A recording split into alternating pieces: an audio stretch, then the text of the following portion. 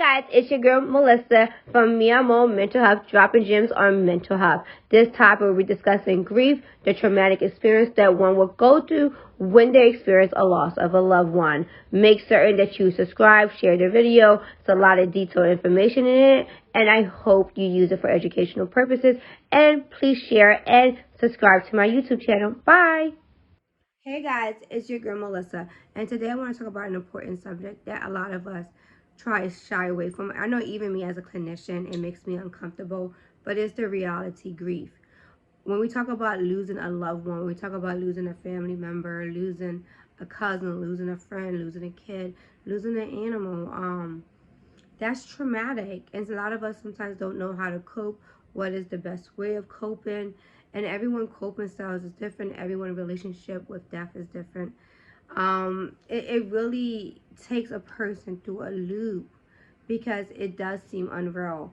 Going through colleges and stuff like that, and if you're unsure if you're ever talked about grief, then Elizabeth Kubler-Ross and also the co-author David Custer talk about the grief stages that most humans will go by. Recently, Mr. David Custer had lost a son due to a suicide, and he actually created one more additional stages to grief. Right now, I'm going to focus on the 5 stages of grief that most human people will go through. So a lot of us, the first stage, and it doesn't always have to be in order because we as individuals don't always go in order. It all depends on where an individual is at. So based on the book though, denial will be usually the first thing because you're in shock. You don't know what, you can't believe that this happened. Death sometimes come all of a suddenly, and having to cope with death is so traumatic because if a person was significant in everyday part of your life and now you have to do life without that person, it's a surreal experience that no one can really prepare you for. And it's really about how you manage it. So being in denial is normal. It's like you can't believe that even occurred because we know that death is inevitable, but even when it does happen, it keeps us in denial. It keeps our body in shock. It's a trauma response, right? And everyone has different responses to it, but denial is one of them. Then we go through anger, that we hate everything and everything's not right, and we have all of this pinned up anger that we would go through, just being angry at the world, angry at life systems, and just really having this anger because now your life has changed, and now the person you love, you're no longer going to do life with that individual. You could already have plans with the individual. You could have already created a life with the individual. And now that tragically was disrupted due to the natural order of life. And when I mean natural order, I mean that death is inevitable. Whether we like to admit it or not, death is something we cannot escape. But when it does occur and we are impacted by this, it literally, it takes a person through a roller coaster. And then we have the next stage, which is bargaining, right? Whereas though it's like, if I do this, then that, like that bargaining stage of like, you know, bargaining with a higher up, or things you could have did better, or thinking you should have did more.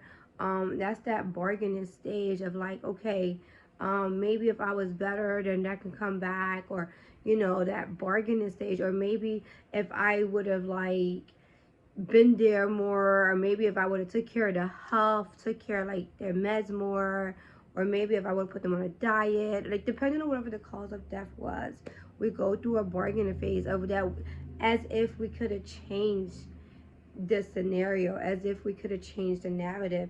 And unfortunately, we don't have that much control over death. We do not have that type of power that we can alter anything or any decision. And bargaining is just something that a person may feel somewhat in control. But when it comes to death, and once it has happened, it is one of those life events that will forever change you, and it's irreversible. And then we go through the stage of depression, right? Where we're so sad and we can't, some of us through death can't get out of bed. You start to lack in hygiene. You start to feel like there's no meaning to life. You start to self-sabotage. You'll go through all these channels that life is over due to the individual not being here.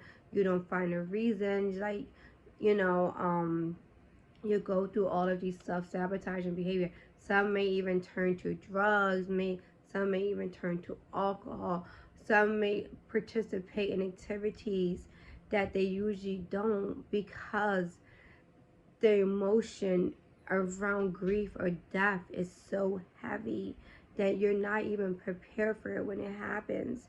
And it doesn't matter whether it's right now, that abruptly that it happens, or even that is leading up to it. And although we know that death is inevitable, we as humans are never ready for the goodbyes. And this is something that a lot of us like to shy away from, but it is the reality of life. Acceptance. And then eventually we'll come to a phase of life where we are accepting of it, accepting of what happened. But even during the acceptance stage, and even when the individual has accepted the death, it doesn't make it any better. An individual must learn to cope with that loss. And every individual coping style is different. They will have moments of regression. They will have moments of experiencing these type of stages in different forms. Also, Mr. David Cussler had added one meaning, finding meaning with the death. He had added that one after the passing of his son. Creating meaning of it. Some way that way you still feel connected to that individual, still feel connected to that person that was so significant in your life. So that's another stage that Mr. Cussler had added. Meaning, what is it like? What does it mean to you? And when we talk about grieving, it's no such thing a clinician can tell you to get over it, because it doesn't work like that. Depending on how much the individual impacted your life. And then now you have to, not only are you grieving the passing of the individual, you may be also grieving the plans that you created with this individual. You may be created a future that you created with this individual. And sometimes we don't talk about that. So imagine if we have vacations lined up. We had events to attend. All of those things that no longer will occur in that individual's presence due to the individual passing. So all of these things will come into play during the grieving process, and it's never easy. It's not even linear.